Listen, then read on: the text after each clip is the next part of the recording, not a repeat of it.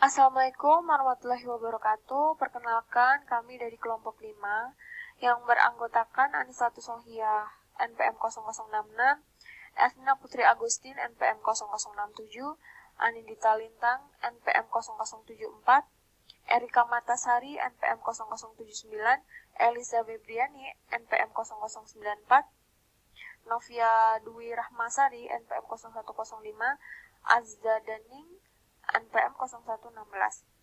Di sini kita akan membahas tentang dua macam penalaran. Di sini ada dua argumen, yaitu argumen deduktif dan argumen induktif. Argumen deduktif, premis dari argumen deduktif yang baik, jika benar membuktikan hal yang sama kesimpulannya, harus mulai dengan fundamental konsep logika deduktif, validitas. Sebuah argumen dikatakan valid jika tidak mungkin premisnya benar dan kesimpulannya salah. Contoh argumen yang valid di sini adalah Jimmy Carter adalah presiden tepat sebelum Bill Clinton dan George W. Bush menjadi presiden segera setelah Bill Clinton. Kesimpulannya, Jimmy Carter adalah presiden sebelum George W. Bush. Nah, di sini ada argumen induktif menyebutkan bahwa premis argumen deduktif yang baik jika ada waktu membuktikan kesimpulannya.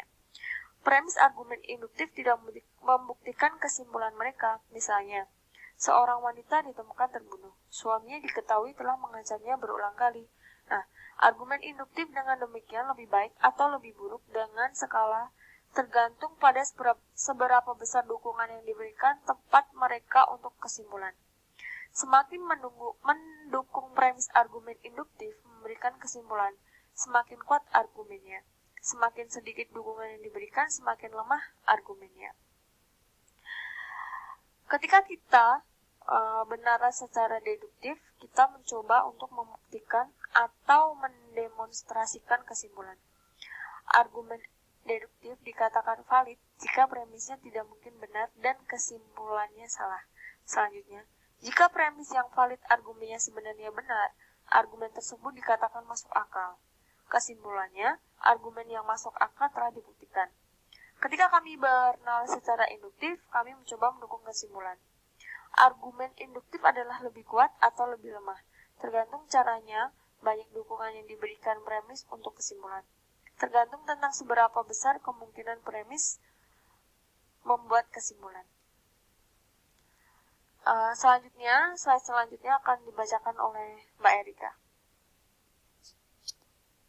Selanjutnya, di luar gangguan yang wajar.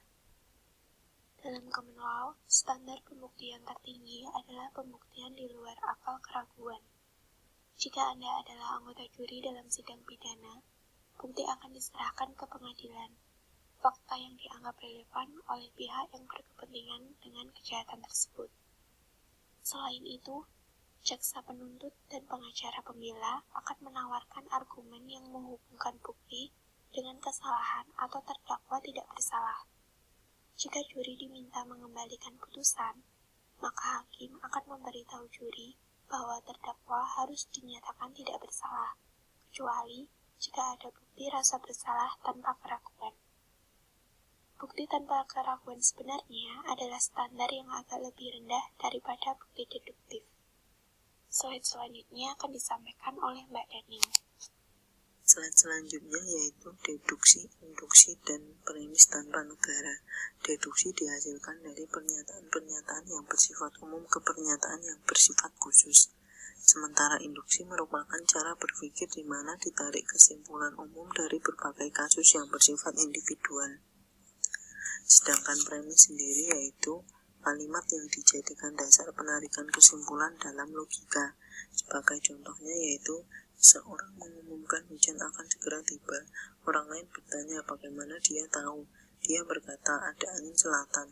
Apakah pembicara mencoba untuk membuktikan bahwa hujan akan datang? Mungkin tidak. Pemikirannya dijabarkan seperti ini. Premis yang disebutkan yaitu angin berasal dari selatan. Premis yang tidak disebutkan yaitu di sekitar sini biasanya angin selatan mengikuti oleh hujan. Jadi kesimpulannya yaitu akan ada hujan. Dengan kata lain, pembicara hanya berusaha menunjukkan bahwa hujan itu adalah kemungkinan. Argumen akan menjadi deduktif apabila premis yang disebutkan adalah angin berasal dari selatan. Premis tak tertulis adalah di sekitar sini, angin selatan selalu mengikuti oleh hujan. Kesimpulannya yaitu hujan akan datang. Jika dijelaskan seperti ini, pemikiran pembicara adalah deduktif. Itu tidak mungkin untuk premis menjadi benar dan kesimpulan yang salah. Jadi, orang mungkin akan bertanya secara abstrak apa yang diinginkan pembicara. Argumen induktif yang mendukung keyakinan bahwa hujan akan datang atau bukti deduktif. Selanjutnya akan dijelaskan oleh Mbak Novia. Teknik untuk memahami argumen. Banyak argumen sulit untuk dimengerti karena mereka diucapkan dan berlalu begitu cepat. Kita tidak bisa memastikan kesimpulan atau premisnya. Yang lainnya sulit untuk dipahami karena mereka memiliki struktur yang rumit. Yang lain lagi, sulit memahami karena tertanam dalam materi non-argumentatif yang terdiri dari informasi latar belakang, pewarnaan prasangka, ilustrasi, tanda kurung, penyimpangan, poin tambahan, dan hiasan lainnya. Dan beberapa argumen sulit dipahami karena membingungkan atau karena alasan isinya yang sangat buruk, sehingga kami tidak yakin apakah akan melakukannya, menganggapnya sebagai alasan. Memahami argumen. Yang pertama, menemukan kesimpulan, poin utama atau tesis dari bagian tersebut. Yang kedua, menemukan alasan yang telah ditawarkan untuk kesimpulan, yaitu menemukan premis. Yang ketiga, mencari alasan jika ada diberikan untuk tempat ini. Yang keempat, harus menemukan tempat dan kesimpulan kapan mereka muncul dalam bagian lisan dan tertulis untuk memahami hubungan timbal balik di antara klaim-klaim ini, yaitu struktur argumen. Selanjutnya akan dijelaskan oleh Mbak Eliza. Kemudian slide selanjutnya yaitu struktur argumen. Struktur argumen dapat dijelaskan dengan cara memahami hubungan di antara klaim argumentatif. Karena masalah ini terkadang paling mudah diselesaikan. Jika Anda berurusan dengan materi tertulis yang dapat Anda markup, salah satu teknik yang berguna adalah untuk menomori tempat dan kesimpulan dan kemudian menggunakan angka-angkanya untuk diungkapkan struktur argumen. Kemudian yang kedua, kurangkan setiap premis dan kesimpulan, dan beri nomor secara berurutan seperti yang terlihat dalam argumen. Kemudian yang ketiga yaitu membuat diagram dari argumen tersebut. Slide selanjutnya akan dijelaskan oleh Mbak Anindita. Selanjutnya, membedakan argumen dari jendela dressing. Argumen harus dibedakan karena tidak selalu mudah untuk memisahkan argumen dalam sebuah pidato atau tulisan.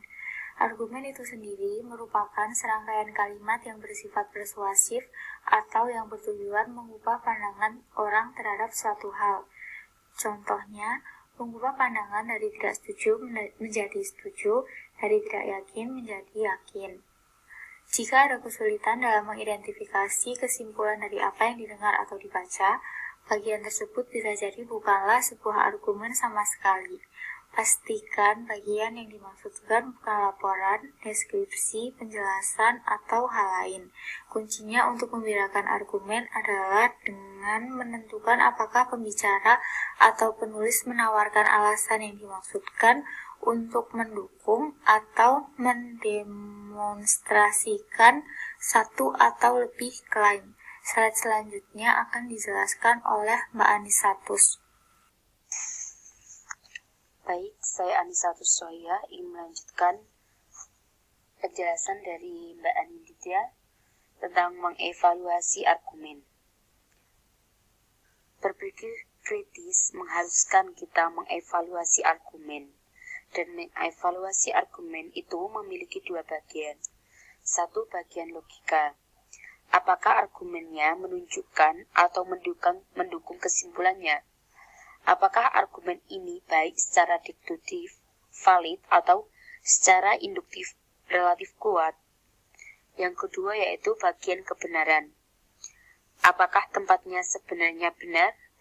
Yang terbaik adalah mencurigai premis itu bertentangan dengan informasi latar belakang atau klaim kredibel lainnya, atau premis yang berasal dari sumber yang tidak memiliki kredibilitas.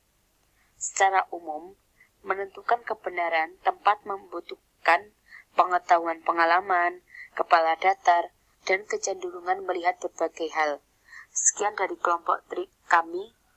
Terima kasih. Wassalamualaikum warahmatullahi wabarakatuh.